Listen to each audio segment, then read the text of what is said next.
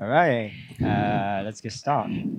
It's great to have you all here, and actually, thank you for joining us. Today, the topic, as she said, like fusion vision to reality. We're going to talk about builder. So, but before starting, actually, I want to ask everyone here, who is the builder? Actually, here, and who is founder? Oh yeah. So, but who is more like institutional? Okay, so I see like a founder and a builder here, and it's probably like a great topic to know and each ecosystem how to build builder and all stuff. So yeah, let's get started. So first of all, I would like to ask about your introduction and yourself and briefly and of your project. Yeah, let's get started from there, Clark. Yeah, hi, I'm Clark Alexander. I'm the Chief AI Officer at Argentum AI.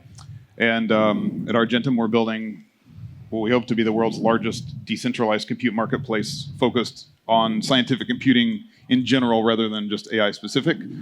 I come from the world of mathematics, quantum cybersecurity, quantum computing, electricity trading, and about 5 or 6 others that no one wants to hear about. So that's what I do. Mm-hmm. Nice. Super interesting. Mm-hmm. My name is V. I pretty much lead marketing, go-to-market, growth strategies for projects building on Near protocol. Before Near, I was at Base. Before that, I did Coinbase. Long time before that, I was a private equity consultant at McKinsey. But at Near now, our main focus is to make sure that the world actually has an AI that actually cares about them, is private, is verifiable, and that's what we've been pushing for a very long time. Great. Yeah, hey, I'm Ron, co-founder of Theoriq and CEO of the labs company that builds it. So my background, I've been an entrepreneur and working in AI a lot in my career, whether building a startup and selling it to Teradata or being responsible for applied AI in the CTO office in Google Cloud. Also was at Vector Institute, where I built and scaled engineering team and the CIO. We started Theoriq really with the idea of the importance of integrating AI with Web3 to empower everyone. And that's very much our view is that agents are going to be transformative, and we need to have the right governance and structure for how they work together and how to empower builders to build great agents. Our focus is in DeFi, right? We've just launched a Vault product, so we'll talk more about that. But I really think today is the time. If you're not building an agent today, then you're doing it wrong. You really should be thinking about how you can build agents and how it can transform business. This is really going to be this next year coming up is going to be the year of the agent. Hi everyone, my name is Faraj. I'm senior advisor for the Stellar Foundation here in the Middle East. Stellar is an institutional payments-focused blockchain. It's in existence since 2014. Has lots of partnerships globally. I'm also a founder in cross-chain space, founder of CrossCurve, which is a cross-chain infrastructure, and founder of largest in the space community of C-level executives called Executives. So. Hi everyone, I'm Timothy McLeod. I'm day 4 at OpenLedger as the Chief Growth Officer. OpenLedger is really focused on bringing fairness to AI and blockchain development. One of our core products is a platform that allows users and builders to come on, monetize data, monetize their models. And so talk a little bit more of how we're pivoting and moving in a different direction. Previously, I spent time at OKX, Anchor, Oasis, and Celsius, DeFi platform. Please, nobody kill me after this if you know of Celsius. That's me. Thank you for your introduction, guys. And I'm Moss from Akindo, the world first Build-A-Sum platform, and I'm a great honor to lead this session. Let's go to the first question. The first question is about vision. So in your ecosystem, actually, what is the most important vision that you have to build ecosystem as well? So yeah, maybe let's start from the V. All right. So one of the things was, I'm actually going to start with a little story about Near. Near actually started as an AI company back in 2017. It has always been an AI company. We like have the blockchain, we have Intense, which is doing amazing. But at the same time, like our core ethos has always been AI. And when I say AI, I always mean like a private, verifiable AI. And that's pretty much the core vision of Near. Like whenever people are using AI, their data is their data. It's a user-owned AI. Like any agents built with our infrastructure, for example, Shade agents, Near Cloud, or anything else, it's always like the data remains with the users and it's not up for grabs for the corporation. So in the end, in a very, very simple way, I would say our core vision is to make sure it's always going to be user-owned AI. Yeah, great answer. And how about Ron on the AI ecosystem? Yeah, I mean, so we really believe that AI and Web3 belong together, that it's incredibly important to have a future where AI is democratized, where everyone can build their own agents that work well together to have the right governance and rules, right? So I think, we all recognize that having a few big monopolists control our AI future is a bad outcome. And when you look at the unstable leaders of most of the big AI companies, it's sort of hard to be very confident about any of them becoming super powerful and controlling AI. At the same time, I think there's a lot of hard work in terms of how do you get AI to work well together? How do you have the right governance? How do you establish trust? Verifying compute is a great starting point, but it's not enough.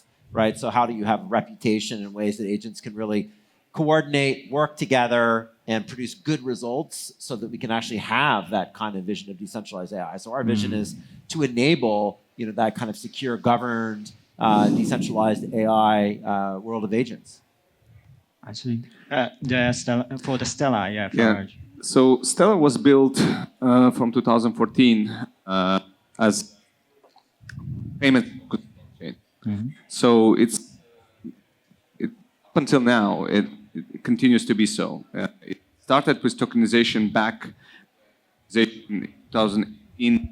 Was Templeton, for example, before it was super fashion. Yeah. So.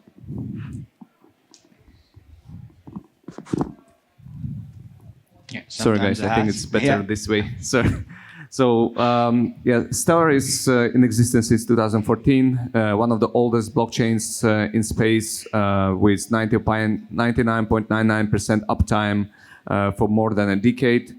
Was focusing on the blockchain, on the payments, remittances, everyday financial services, basically not only working with large banks, like for example some other blockchains, but also with different financial institutions worldwide. For us, we're building the new financial rails, and which basically utilizes all the benefits of the blockchain technology, working with large institutions like Franklin Templeton from 2018. First money market fund was tokenized. The Benji token was tokenized back then, before it was fashionable, and everyone is doing it now. But I believe that this tokenization wave, RWA wave, bringing real yield into on-chain, that will continue, and more of tokenization of real estate, of financial instruments will continue. And of course, AI is important, but we believe that what we are creating now is foundational layer upon which the future financial system with equitable access for everyone to use and to resolve this 1 billion people unbanked, which is a major problem in existence now. We're trying to tackle that. Great. Timothy, like for the Open Ledger, what's your vision? And Yeah.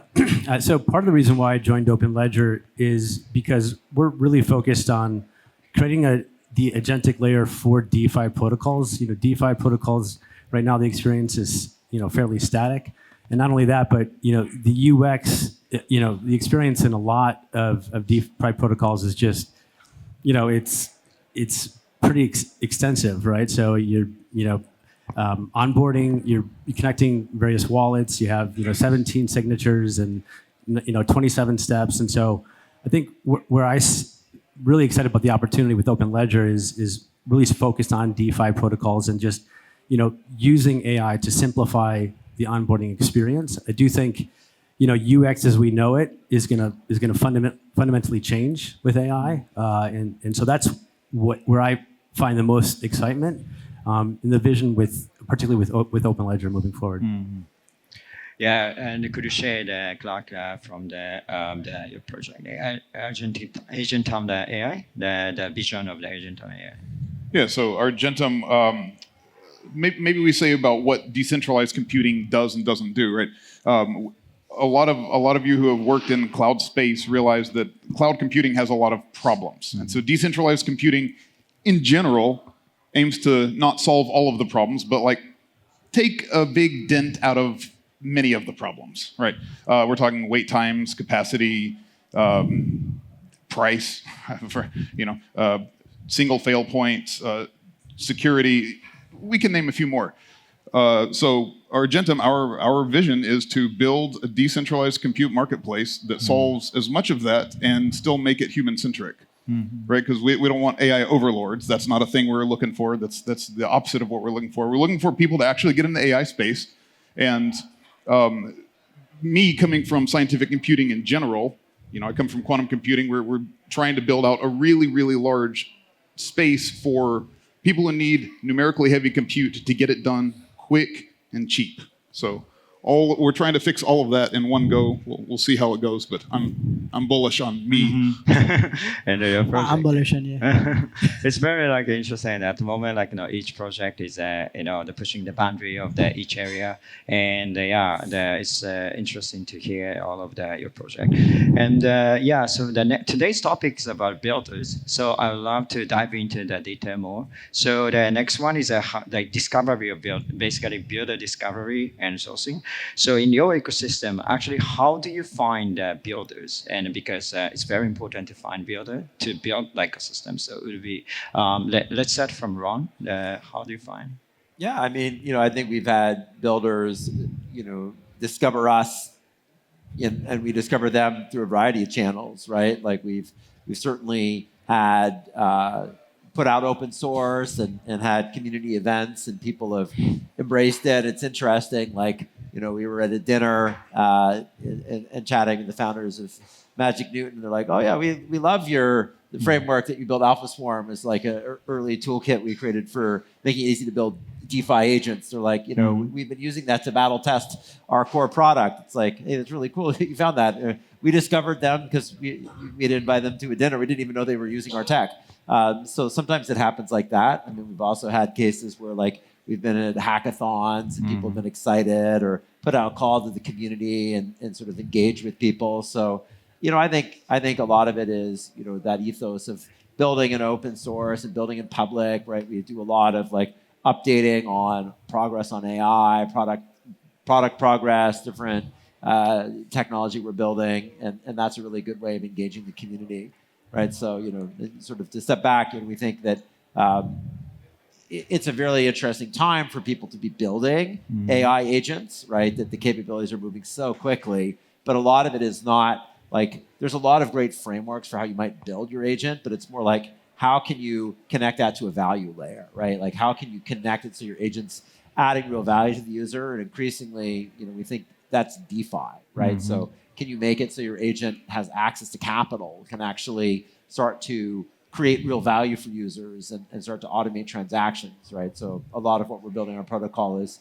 to facilitate that. And I think that's ultimately a big carrot for developers to say, hey, this is a better way for me to get started, to start to get some value out, and to start to get feedback and users really leveraging my agent in a serious way. So that's a little bit about how we sort of think about engaging with the community of developers. And how about Faraj, for you, actually for Stellar, how are you looking for the builders? Absolutely. So first of all, of course, engagements on the events with hackathon activations that will bring builders that would be using our infrastructure for creating new tools. You have to make sure that the underlying technology layer also is good. So in Stellar, we have basically a barbell approach with weights. So on the one side, it's large financial institutions that are bringing like tokenized assets, so with real yield that you can utilize, large partnerships with big enterprises that will bring lots of, sometimes millions of users on chain. And on the other side, you have builders that are basically utilizing those tools and infrastructure, build new dApps, new use cases for payments, for remittances, for cross-border payments, for anything that will improve their own everyday financial services. And sometimes it happens in developing countries, sometimes it happens in developed nations as well. And large partnerships like we have with MoneyGram that has 450,000 locations worldwide for easy on-ramp, off-ramp, are just helping those builders to have access to those type of partnerships easily. And of course, on the infrastructure layer, we always are going for compliance. We are working with bank number 5 in US for asset issuance now due to our compliance being inbuilt into the infrastructure layer. There is privacy instruments that are coming up and a lot others. And obviously, you have to run as fast as you can to just catch up with the way that all industry develops. But we always are trying to make sure that we are providing the best infrastructure for builders. And of course, transparency. We have quarterly reports coming up. So builders and the ecosystem is always welcome to join us for those online quarterly reviews. And obviously we have annual Meridian happening as a conference. Next year it will be in Abu Dhabi in October. So we are looking into this region very heavily. And this will bring entire Stellar ecosystem for with all the partners from globally in Abu Dhabi in October. Great. Timothy, for the open ledger, how do you find the builders? Yeah. So if I take a step back and just think of Anchor and Oasis were the two ecosystems or two kind of developer platforms that I was heading marketing up for. And, it starts with developers. I think it starts two ways. It's incentives, right? But it doesn't mean token. It means that this ecosystem is truly going to help the developer be successful. And what I found at Anchor, it was, at the time, it was a narrative that was, cross-chain or multi-chain, right? That was what brought on about 200,000 developers into Anchor at the time. And, the other thing was also working with the chain partners. So we were cross-chain and we grew quickly because, partnerships, narrative, and then plus, just kind of this one-stop shop, right? And so I think now fast forward to now with Open Ledger, there's a lot of noise, and so I think for developers it does have to be, it's going to have to be, can I build here? But also, is this ecosystem going to help me be successful? Are they going to help market? Are they going to help me go to market? Are they going to be, are they going to integrate me as a part of their narrative? And I think that's what I'm focused on at Open Ledger is really, true integration with developers. Great insight. And how about for the Argentum AI? You guys have API, and also it's great to have builders. But how do you look for?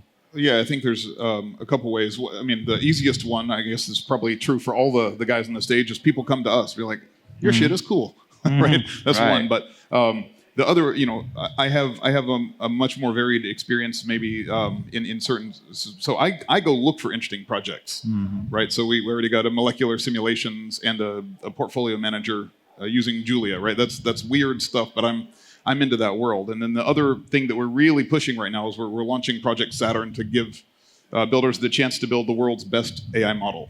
And we're not wedded to LLMs. It could be LLM, small language model, neuromorphic computing, or my specialty, alien tech from the 23rd century. That's fine. I'm totally happy if that's the best model. But inviting people in with a prize purse. I mean, I think this is an interesting thing that Tim said about incentives. One of the things I collect is stories about misaligned incentives. It's one of my favorite things to talk about. So we have to incentivize correctly. But I'm incentivizing to build the world's best AI model, but one of the major effects is to make it way more energy efficient than what we currently have. So, running a competition is one easy easy way to bring builders onto the platform. The other is that I go seek them out Right. for interesting stuff that I like. That's right. And for the near, I mean, you guys have been in the space for a while, and maybe you have the strategy to find builders. So could you share your? So actually, to start, it's been almost everyone has said like a mix of things that we've been doing over time, and the mix of things which we will be doing in the times to come. One of the main things that we do, like we are focusing on now, is to make sure whoever builders, like regardless of if they get a grant from us or incentives or anything, like the builders, when they discover us, they should know that we will help them go to market properly. We will help them to actually make it a real business and not just a product or a byproduct of a hackathon or an innovation hub. So for that, we are mostly focused right now in pretty much trying to identify builders ourselves within the community and also outside community. Near has been very big on chain abstraction, and that also makes it very, very easy for any other projects that are building on pretty much any other ecosystem to be also be able to build on Near as well. So we try to leverage that. We try to make sure that these projects like our multi-chain, these projects, if they are using our tech, they get all the support that is that they can have. They can get introduction to any partnerships or anything else that need. One of the key things that we really, really focus on is to make sure that their go-to-market is pretty much 100%, it's bulletproof, and we'll do pretty much anything that we can from our side to make sure that it is that product, which is also a business and not just a product. Yeah, that's a great point, actually. So, the long term is very important for the project. And yeah, actually, the next topic was about it. And, for example, the Ron as well mentioned the hackathon, and the traditional hackathon usually like short-term initiative.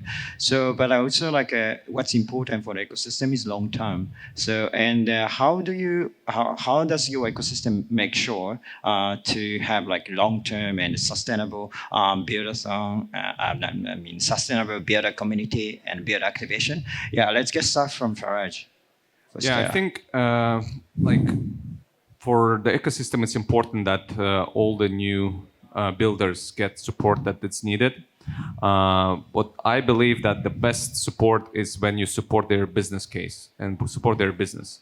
So in my opinion, era of the hype-driven activations is over. So more institutions are coming into the space, and it will lead to more businesses trying to make money, bringing the communities, bringing the real use cases, real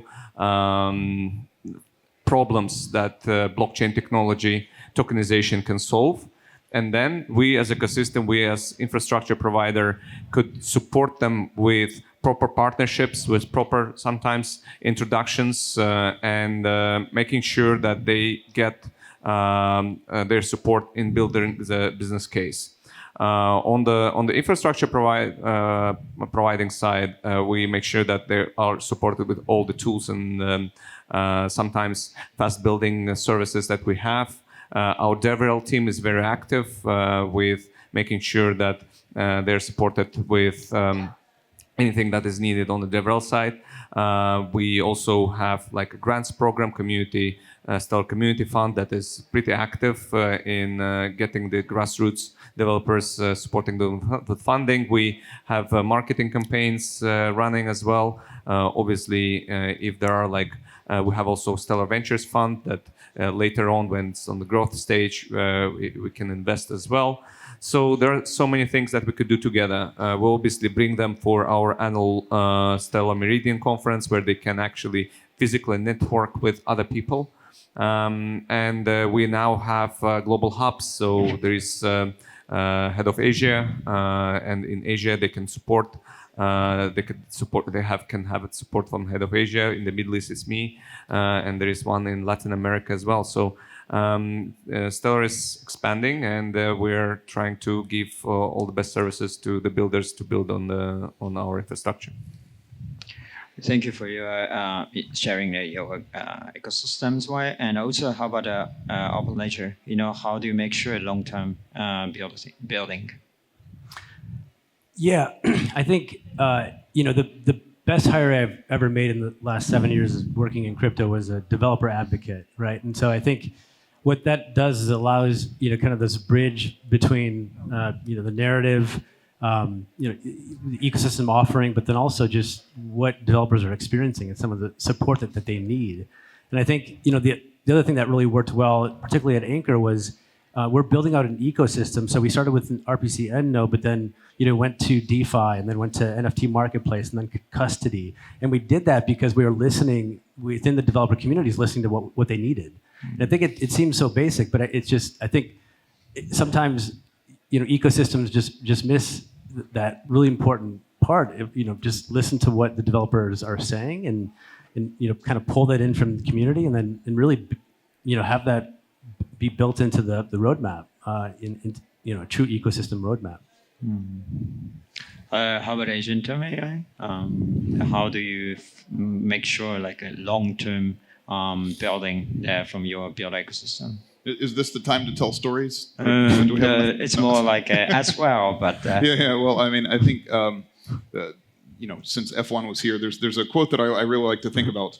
I really love this quote. It's from a movie, but it's philosophical. It's like you can't win a race in the first turn, but you sure could lose it there. Right. So, in some sense, not to be flippant about it, but the way to get long-term users is to not fail on your short-term ones. Right. So, I mean, what does that look like? It very much depends on the project, but you want some project that has some repeatable long-term compute, something that they're working on, long-term. It's not just some hackathon project. Hackathons are fun. They're great, but getting retention there is not going to work. I'm looking for something like drug discovery, something that takes many iterations of process, and it's not ever exactly done. Precision metas is something we're really trying to get on the platform. Portfolio rebalancing, right? You rebalance the portfolio weekly, daily, something that needs repeatable long-term compute where we've shown that we can provide them steady capacity and they can get their work done quickly and efficiently on our platform. That's who we need for, that's why we went immediately with molecular simulations and portfolio management as our first two clients that are outside the AI space, because they need to do this over and over and over. So it's going to be a really long-term partnership with both of these, I hope. Got it. And for the VNIA, I think that you guys run a bunch of hackathons and also grant programs. So yeah, could you share your insight? I think so. The way I see in terms of supporting the projects and actually making sure it's a project that is viable as well. So the way I generally see for a product, for a user, or for an ecosystem. For a product, there are 6 stages where they would go through. And you need to identify super early, even if it's from a hackathon, from innovation hub, from accelerator, from incubator, if they actually have that checks off in their list. So a journey is awareness, acquisition, activation, retention, revenue, and referral. So people think this is a linear journey. But what now we are noticing, what now we see, is actually this has become very circular journey in Web3. So as an ecosystem, you need to make sure you're backing the products that tick off every single checklist, like every single mark on that checklist, like the products which actually have that plan. For the users, and this is mostly for the projects that are building, they need to make sure like this is where, their users are gonna find them. This is where, how they're gonna retain them and how eventually they're gonna keep bringing them back or bring more users back into their product. As an ecosystem, it's a very, very similar principle that we try to apply. Identify the projects early, make sure it's actually a business case, back them with all our might, and in the end, of course, pray to God it works, right? Right, and Ron, for the Theoriq, how do you make sure the long-term building? Yeah, I mean, I think really long term, the important thing is to have developers join the community and stay, because it's really providing value for them, right? And I think the value comes, in crypto. So much of it is about, they will have their own token, right? So how can their token be valuable, right? We had a whole wave of agent launch pads that sort of came out last year and exciting. But at the end of the day, those launch pads were essentially like bolting a meme coin onto an agent without any real intent or purpose to the token, right? So like, how do you actually make it so that there's integration and value in the token? So making the real network effects of tokenomics work. And it's got to be a two-layer one, right? So like the infrastructure token of the underlying protocol, right? So it's easy to say, hey, Theoriq is going to let you delegate so you can put community can stake on agents to say they're high quality and they can be trusted with capital. How does that then have complementary nature for the tokens of the developers building on top, right? So that's one, is like, how do you have that token flywheel so that everyone who's building for you can have their own token and the own value in their token? That's one. And then I think the other is, I think the worst kind of way to try to retain users is grants, right? It's like, here's a one-time gift of money, right? There's a ton of projects out there, and I think we've all seen this, who kind of go around and their business model is to go and build in one ecosystem, collect a grant, and then they that's running low, and they go to pour it over to the next one, they collect a grant. That's not a long-term sustainable model, right? Right. So instead, you actually need to have it where the value comes from the ecosystem bottoms up, right? So like for us, it's like, hey, we think we're seeing already, right, having launched our first vault and already gotten to $25 million in just a few days, bootstrapped, right? That ability to go and raise money and provide access to capital can be really attractive for people who are building high quality agents in DeFi, right? We think that's sort of a superpower in this ecosystem, is the ability to much more easily form capital and get access to it. And by being in an ecosystem where that happens, that's attractive. Like all of the other things, absolutely, right? You have to do a great job, and totally agree with, like, you can sure crash and make it a bad experience and people leave your ecosystem in a hurry. But to make it sustainable, you really have to have that value alignment. Yeah, I totally agree. The ecosystem needs to be long term. And I'd like to delve into this topic more. So, we are actually, as I said, like the platform for doing build-a-thon or hackathon. And, the builder or developer is different from founder. So, but it's also important because the developer builder is building the each ecosystem. So, what's actually the important thing for changing from the developer to builder, or to make sure they can because it's more business, right? So, and how do you help from ecosystem to to have this route? So, yeah, let's start from the operation team. Yeah, I mean, I think that transition from builder to founder, it takes an understanding of distribution and then revenue models. I think that's really the two key areas. And I think what I've seen and what I've attempted to help builders with previously is help guiding that, because a lot of times they're so focused on the tech, right? That it's just it's a wide gap, and so I think. That's, again, just to kind of go back to the support and community. That's where you can really leverage your channels to just ensure that a builder does feel like they're supported in that journey. From true tech into hopefully a killer app or killer product. Yeah, for the Argentum AI, what do you think what's a good way to help from developer or builder to founder? So what's a good way? I mean, generally speaking, Argentum specific, but generally speaking, to get a successful business running takes a lot of skill plus some luck. Right. Right. It does. And so in order to do it, you have to have the minimal checklist: good security, compliance, wherever you are. It's okay. Yeah, it's fine. There's this checklist of things you have to do. And so we're trying to put in place a lot of the rails so that founders don't have to deal with that, And I've worked with a bunch of people in Chicago who say, look, Clark, you can't code and run the company at the same time. You have to choose one. And so when you have a founder who really is deep into the code and really knows how to code, you have to pair the founder with someone who understands the rest of the business side of things, because coding and running a company is too many things for the brain to handle at that high a level, right? For little projects it can be done, but at enterprise scale is not possible. How many CEOs of Fortune 500s are doing daily coding? Right. Yeah. I named the whole list already. Got it. And for the year, yeah, what do you think? So not every builder will be a great founder. That's my more of a personal belief. Because it is like, for example, I could be a great founder maybe, but I can't code, I can't code for life. But what I could do is like actually make a business from the code that someone else has written. And the key, I think, it's really important that we need to identify the builders you're supporting in a very early days. Like, can they actually be the great founder, that unicorn founder that we've been looking for, or like they could actually do that to their product themselves. If not, it's very, very important that you support them in the areas that they can't.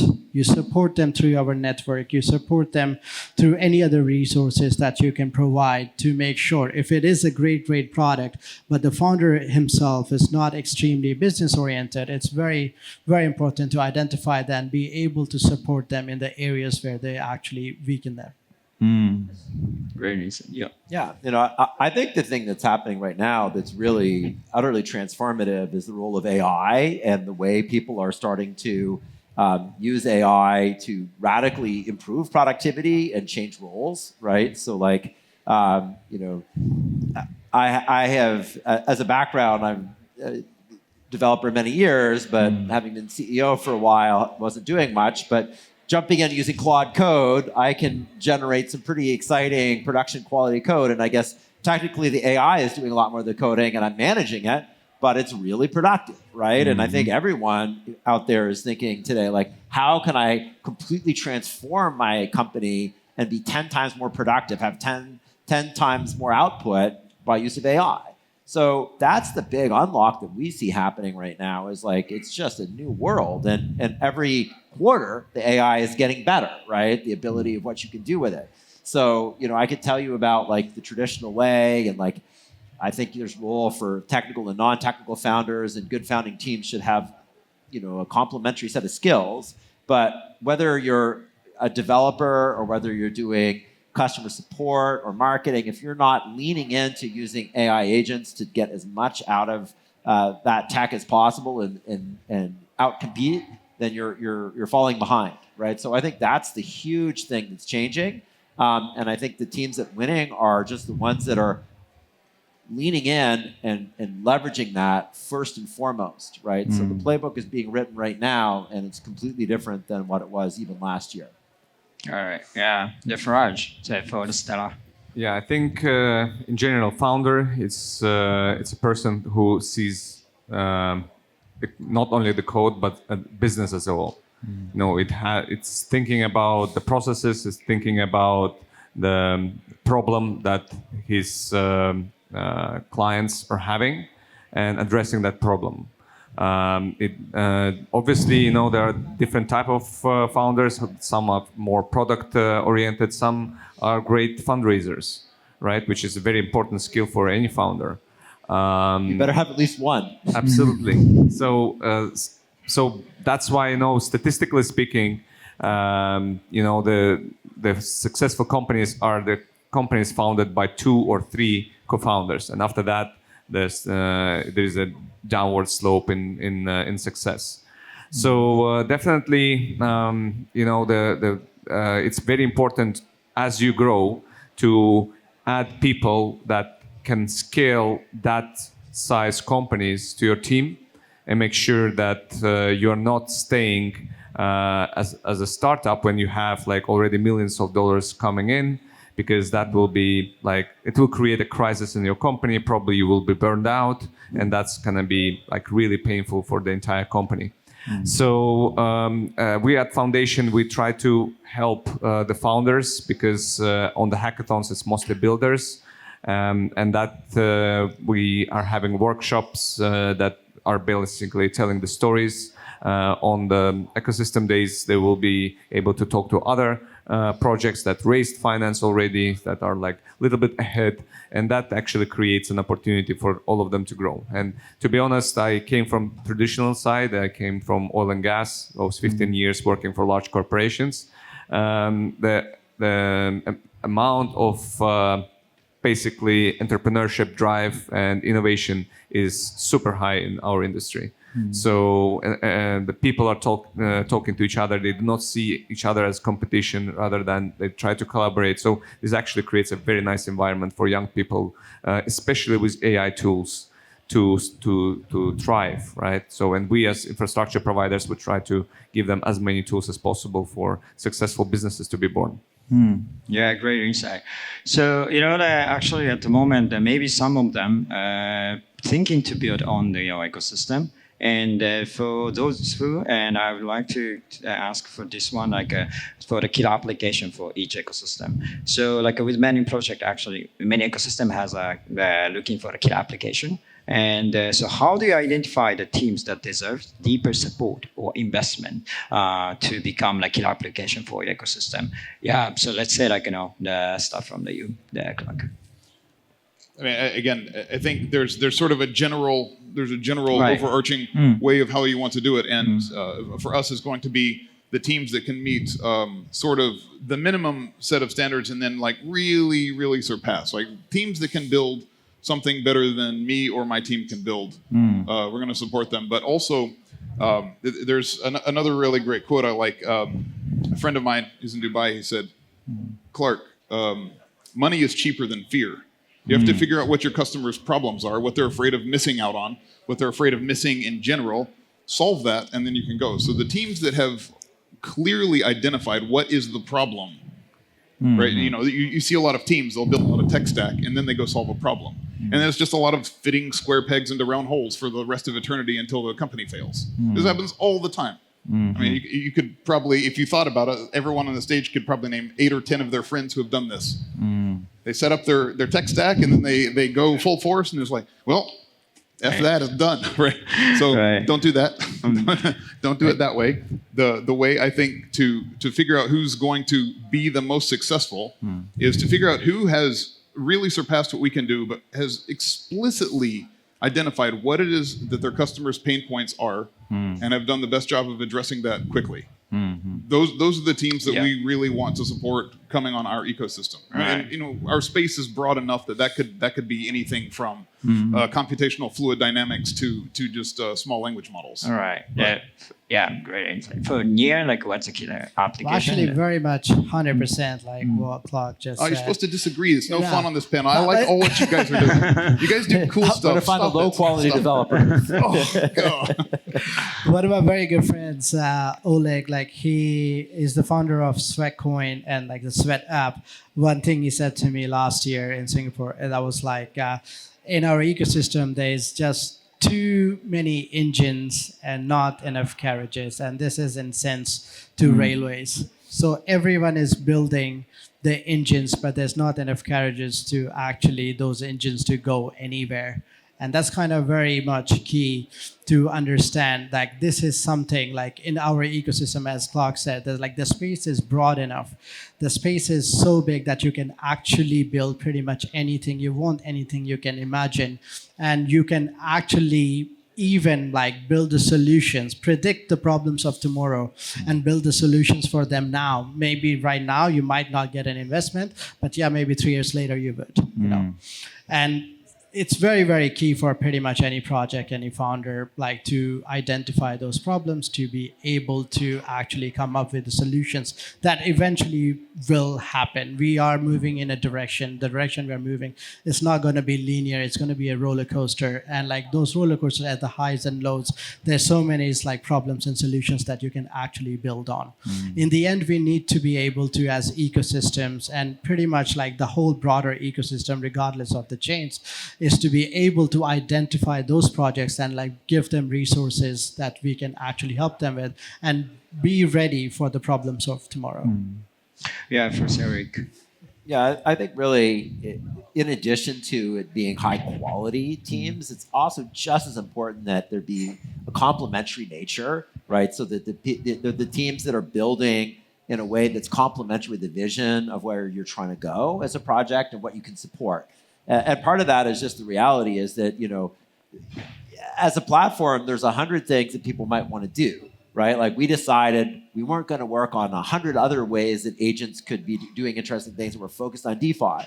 So builders that are doing DeFi agents, we're going to put a lot of effort into. And if people want to use our protocol for something else, that's really cool. And we'd love to see it work, but that's not our focus. So we're not going to put nearly as much effort into those use cases, right? Because we have to be focused. The other side of that is it's not just are they aligned with the vision and where you're putting your efforts, but also are they complementary, right? It's so much more powerful if you say, hey, like, here's a really cool data provider that's really bringing amazing data, and here's another cool project that's really bringing amazing risk analytics, and here's another one that's building amazing MCP integrations to make it easy to take on-chain actions, right? You put those together, and you have a much more powerful ecosystem than if you have 3 of the same thing and the other 2 categories are empty. Yeah, so seems like time is running up, but could you share us your idea? I'll be very quick. So if anyone would think everyday financial services and you see a problem, most likely that's a problem that not only you see, but a lot of other people see around you. And if you have an idea to kind of tackle that, probably you could approach the protocol like Stellar that was built with payments in mind from day one. That has a lot of partnerships like easy on ramp of ramp through MoneyGram, native issuance of USDC, of PayPal USD, and partnerships with all those companies, like lots of tokenized assets and something to do with them. There is a lot of white label solutions like wallets and already inbuilt infrastructure that you could use, and just go and serve your community, because in my opinion the next big wave will be just you understanding your particular zone, maybe like location wise, your community, come and talk to your clients and give them the solution. And we as an ecosystem, we're happy to support. Or go and talk to the financial institution in that particular country and say, listen, I have an idea. Why won't you outcompete your competitors by bringing something new to the table, like real-time settlement, like blockchain transparency for your operations, etc. So we're open to all sorts of players, be it financial institutions, existing ones, or like just the regular builders to come and do that. So I believe that we have a bright future ahead of us, and we're happy to support. Right. Any follow-up, Ledger? Yeah, I think part of the reason why I joined Open Ledger is because I think what I'd like to identify is the killer developers, killer apps that are building for the machine, not building for the human. Now, we've been building for humans. I think now is the opportunity we start to build for agents and for machines. The humans are the beneficiaries, right? But building for systems that are programmable and going to be automatic or autonomous, I think those are going to be the killer apps next cycle. Yeah, thank you for sharing your insight. And the time is running up, and this is today's last session. And please give a round of applause to everyone here. And I'm very honored to enjoy the labs networking for the hack season. And if you want to talk with them, feel free to talk. Thank you, guys. Thank you.